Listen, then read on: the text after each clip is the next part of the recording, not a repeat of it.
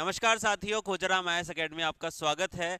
तो बीती रात एक बहुत ही ज़बरदस्त नोटिफिकेशन आप लोगों के लिए आया है। जी हाँ दोस्तों, अगर आप यूपीएससी के लिए प्रिपेयर कर रहे हैं, आईएएस या आईपीएस बनने का सपना रखते हैं, तो आप लोगों के लिए यूपीएससी सीएसई 2025 का नोटिफिकेशन यहाँ पर आ चुका है यूपीएससी की वेबसाइट पे। तो आज हम इस वीडियो में डिस्कस करेंगे कितनी नंबर ऑफ सीट्स है, कौन कौन से डिपार्टमेंट्स है, एक स्टार्टिंग हल्का सा पहलू देख लेंगे कि क्या आपका पूरा का पूरा पैटर्न रहने वाला है एग्जामिनेशन का। लेकिन क्योंकि ये बहुत ही डिटेल्ड नोटिफिकेशन है, इसके सारे के सारे पॉइंट्स हम आगे वाली वीडियोस में आपके साथ डिस्कस करेंगे। So this is just an informative video आप लोगों के लिए कि जी हाँ, नोटिफिकेशन आ चुका है, क्या डेट्स रहने वाली है, सभी चीज़ों के ऊपर बात करेंगे हम इस पर्टिकुलर वीडियो के अंतर्गत। तो चलिए स्टार्ट करते हैं आज के वीडियो को विथ द नोटिफिकेशन। तो ये जो नोटिफिकेशन है, देखिए ज़रा, यूपीएससी की वेबसाइट ही हमने खोल रखी है, उसमें आप क्लिक करेंगे नोटिस के ऊपर, तो यहाँ पर ये नोटिफिकेशन आपका खुल जाएगा। तो इसको हम डिटेल में देख लेते हैं क्या पूरी की पूरी प्रोसेस यहाँ पर है इस नोटिफिकेशन में। तो देखिए, सबसे पहले तो फॉर्म जो भरना शुरू होंगे ये कब से स्टार्ट हो रहे हैं। तो एग्जामिनेशन नोटिस जब से आया है उसी के बाद से फॉर्म यहाँ पे भरना शुरू हो जाएंगे। तो 22/1/2025 से आपके फॉर्म यहाँ पे भरना शुरू हो जाएंगे। उसके बाद last date of filling the online application कौन सी है? यह है 11 फरवरी। जी हाँ दोस्तों, 11 फरवरी लास्ट डेट है।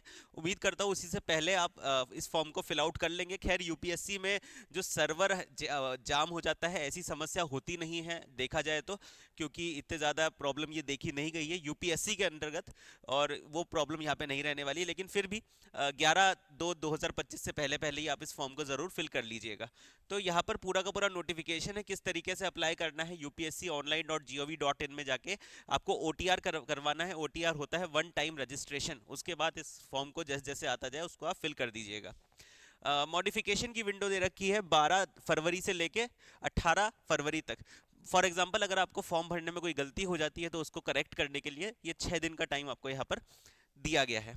नेक्स्ट अगर बात करें इस नोटिफिकेशन में क्या है, लास्ट डेट बिल्कुल यहाँ पे वापस से स्पेसिफाई कर रखी है, 11 फरवरी है।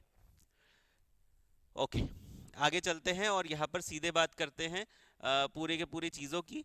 एंड डिपार्टमेंट्स नीचे आने वाले हैं, उनके बारे में बात कर लेते हैं। तो सबसे पहला डिपार्टमेंट जो कि मोस्ट फेवर्ड डिपार्टमेंट रहता है यहाँ पे, वो रहता है यहाँ पे दोस्तों इंडियन एडमिनिस्ट्रेटिव सर्विसेज। उसके बाद Indian foreign services, Indian police services, accounts and audit services, ये सभी के सभी डिपार्टमेंट है। इंडियन रेलवे मैनेजमेंट सर्विसेज, तो ये सभी के सभी डिपार्टमेंट है जिनके अंदर टोटल नंबर ऑफ पोस्ट की संख्या मैं आपको बता देता हूँ, यहाँ पे लिखी गई है 979। जी हाँ दोस्तों, टोटल पोस्ट यहाँ पर है 979। और उसके बाद रिजर्व फॉर द, फिर अगर किसी डिसेबिलिटी वाले पर्सन्स के लिए यहाँ पे 38 वैकेंसी उससे अलग है। तो टोटल नंबर ऑफ वैकेंसीज है 979 इस पूरे के पूरे नोटिफिकेशन में। लगभग देखा जाता है यूपीएससी के अंदर कि लगभग 1000 के आसपास ही वैकेंसी रहती है, 900 से 1000 के बीच में। तो उतनी ही वैकेंसी इस बार भी आपके नोटिफिकेशन में आपको देखने को मिल रही है। तो these are the few points जो कि हमने यहाँ पे डिस्कस करे हैं। अच्छा जी, यहाँ पे कुछ डिसेबिलिटी के बारे में सारी चीज़ें हैं, और क्या क्वालिफिकेशन है पहले मैं वो बता दूँ। आपके पास ग्रेजुएशन डिग्री होनी चाहिए, या तो आपने कोई ग्रेजुएशन किया है, बीए किया है, बीकॉम किया है, या फिर बीटेक किया है, कोई भी ग्रेजुएशन बैचलर डिग्री अगर आपके पास है तो आप एलिजिबल है इस फॉर्म को फिल आउट करने के लिए। आपके पास डिग्री होनी चाहिए at the time of notification पे, आप पे डिग्री होनी चाहिए। ये इसकी बेसिक रिक्वायरमेंट यहाँ पर होती है। और हाँ, एज की मैं बात कर लूँ, अगर आपकी एज 21 साल से कम है तो फिर आप इस फॉर्म को फिल नहीं कर सकते। और maximum age for the unreserved category वो है 32 ईयर्स की। और अगर आप किसी कैटेगरी से बिलोंग करते हैं तो ओबीसी में 3 साल और एससी एसटी में 5 साल का एक्सटेंशन यहाँ पे देखने को मिलता है। तो ये भी बात हो गई, एज क्राइटेरिया की बात हो गई। अच्छा, ये जो अलग अलग पोस्ट के लिए अलग अलग ये जो चीज़ें होती है, क्या क्या क्या वहाँ पे रिक्वायरमेंट है, ये आप नोटिफिकेशन में ही अच्छे से देख सकते हैं। उसको डाउनलोड कर लीजिएगा यूपीएससी की वेबसाइट पे, तो वहाँ पे आपको पूरी जानकारी यहाँ पर मिल जाएगी। अच्छा, अगर हम लोग, अच्छा ये क्या नेक्स्ट दिया हुआ है इन्होंने कि कौन कौन सी सिटीज़ में यहाँ पे इनके एग्जामिनेशन होंगे। तो मोस्टली सभी बड़ी सिटीज़ जो है इंडिया की, वहाँ पर ये एग्जामिनेशन है। टोटल नंबर ऑफ सिटीज़ की बात करें जहाँ पर प्री एग्जामिनेशन होगा वो 80 सिटीज़ है। तो ऑलमोस्ट पूरा इंडिया ही यहाँ पर कवर करा गया है, क्योंकि सेंट्रल लेवल का एग्जामिनेशन है। और जो मेंस एग्जामिनेशन है वो सिर्फ 24 सिटीज़ में यहाँ पर होगा। मेंस एग्जामिनेशन में अप्रोक्सीमेटली 14,000 के आसपास बच्चों का सिलेक्शन होता है।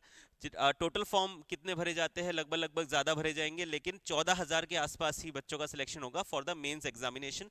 तो वो यहाँ पर 24 यहाँ पे आप देख सकते हैं। अच्छा जी, अब इसकी बात कर लेते हैं किस तरीके से एग्जामिनेशन रहने वाला है, क्या एग्जामिनेशन का प्रोसेस होगा उसको यहाँ पे समझ लेते हैं। तो ये जो एग्जामिनेशन है बेसिकली 3 स्टेजेस में होता है। पहली स्टेज में आपका सिविल सर्विसेज प्रीलिम एग्जामिनेशन होता है। प्रीलिम एग्जामिनेशन में 2 पेपर होते हैं। एक होता है आपका GS1 पेपर और दूसरा आपका होता है सीसेट का पेपर। जो सीसेट का पेपर है ये बिल्कुल क्वालिफाइंग है, मतलब अगर ये इस तरीके से क्वालिफाइंग है, अगर आपका क्लियर नहीं होगा तो आपका डेड एंड, आपका खत्म। उसके बाद आपका GS1 पेपर चेक होगा और GS1 पेपर के आधार पे आपकी कट ऑफ निकलेगी। तो कट ऑफ आपका सीसेट पेपर की नहीं निकलती, वो बस आपको क्वालिफाई करना है। GS1 पेपर के आधार पे आपकी कट ऑफ निकलेगी और उस कट ऑफ के आधार पे डिसाइड होगा कि आप अगले स्टेज पे जा रहे हैं कि नहीं जा रहे। उसके बाद में आपके यहाँ पे सेकंड पेपर होगा जो कि मेंस पेपर होगा। यहाँ पे जो मेंस के अंदर करीब करीब 7 पेपर है, जिसमें ऐसे राइटिंग है, GS1, GS2, GS3, GS4, एक आपका ऑप्शनल, एक इंग्लिश का सब्जेक्ट है, एक आपका रीजनल लैंग्वेज या फिर कोई भी लैंग्वेज, हिंदी या फिर रीजनल लैंग्वेज का सब्जेक्ट है, और 2 आपके जो ऑप्शनल के सब्जेक्ट्स हैं, जो ऑप्शनल आप ऑप्ट करेंगे इसके अंदर। तो ये टोटल मिला के 7 पेपर होते हैं। उन 7 पेपर, अच्छा जो फाइनल मेरिट लिस्ट निकलेगी उसमें वो GS1 के मार्क्स भी ऐड नहीं होगी, ये भी बात आप ध्यान रख लीजिएगा। और फाइनल जो मेरिट निकलेगी वो आपके मेंस के एग्जाम्स के आधार पे निकलेगी और उसके बाद आपका इंटरव्यू होगा। तो ये 3 स्टेज में पूरा का पूरा पेपर यहाँ पे होने वाला है। तो ये आई थिंक हमने मेजर मेजर चीजें डिस्कस कर ही ली है। आई डोंट थिंक कि सिलेबस एक ही वीडियो में हम यहाँ पे डिस्कस कर सकते हैं, क्योंकि बहुत सारे सब्जेक्ट्स हैं और उसका सिलेबस भी उतना ही वास्ट है। तो हम यहाँ पे सिलेबस डिस्कस नहीं करेंगे। एलिजिबिलिटी आप जानते ही है, इंडियन सिटीजन आप होने चाहिए, ये सारी चीज़ें आप नोटिफिकेशन में देख ही लीजिएगा। अच्छा, जो मैंने एज की बात बताई कि 21 से लेके 32 साल के बीच में आपकी एज होनी चाहिए, ये कौन सी डेट को होनी चाहिए सर, ये भी बता दीजिए। तो 1 अगस्त 2004 से पहले, नॉट लेटर देन। अगर आपका इस टाइम पीरियड के बाद आपका जन्म हुआ है तो ऑब्वियसली आप 21 साल के से कम उम्र के होंगे, तो आपकी एलिजिबिलिटी यहाँ पे नहीं बनेगी, उससे पहले ही आपका जन्म होना चाहिए। और यहाँ पे जो मैंने बताया कि किसी कैटेगरी से बिलोंग करते हैं तो आपको एज रिलैक्सेशन मिल जाएगा, वो भी यहाँ पे लिखा हुआ है। ये सारी की सारी चीज़ें आपको यहाँ पर नोटिफिकेशन में देखने को मिल जाएगी। तो आई थिंक इस वीडियो को हम यहीं पे समाप्त करते हैं। इन्फॉर्मेशन काफ़ी हम लोग ट्रांसफर कर ही चुके हैं। इंपॉर्टेंट चीज़ ध्यान रख लेना कि जो लास्ट डेट है फॉर्म को फिल आउट करने की, वो है 11 फरवरी 2025। तो इसी तरीके के वीडियोस के लिए जुड़े रहिए हमारे YouTube चैनल के साथ। मैं मिलता हूँ आपसे UPSC के रिगार्डिंग इसी तरीके के कुछ और वीडियो को लेकर आऊँगा, जिसमें हम कट ऑफ डिस्कस करेंगे, सिलेबस डिस्कस करेंगे पर्टिकुलर सब्जेक्ट्स का, और डिटेल में आपको पूरी की पूरी प्रिपरेशन के बारे में बताएंगे UPSC की। Thank you so much.